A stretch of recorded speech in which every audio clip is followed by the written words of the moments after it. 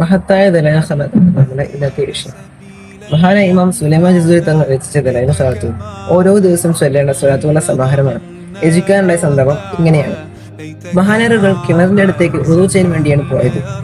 അവിടെ എത്തിയപ്പോഴാണ് തൊട്ടിയിലെന്ന കാര്യം മഹാനർക്ക് മനസ്സിലായത്. ചുറ്റും തിരഞ്ഞു നോക്കുന്നതിനിടയിൽ ഒരു ശബ്ദം കേൾക്കാനിടയുണ്ടായി. ആരാണെന്ന് നോക്കുമ്പോഴാണ് ഒരു പെൺകുട്ടി അവിടെ നിൽക്കുന്നത്.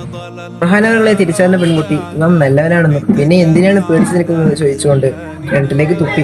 കിണർ വെള്ളത്താൽ നിറഞ്ഞു. ഇമാമവറുകൾ അത്ഭുതത്തോടെ കണ്ടു. ഇതെങ്ങനെ സംഭവിച്ചെന്ന് കുട്ടിയോട് ചോദിച്ചപ്പോഴാണ് മനസ്സിലാകുന്നത്.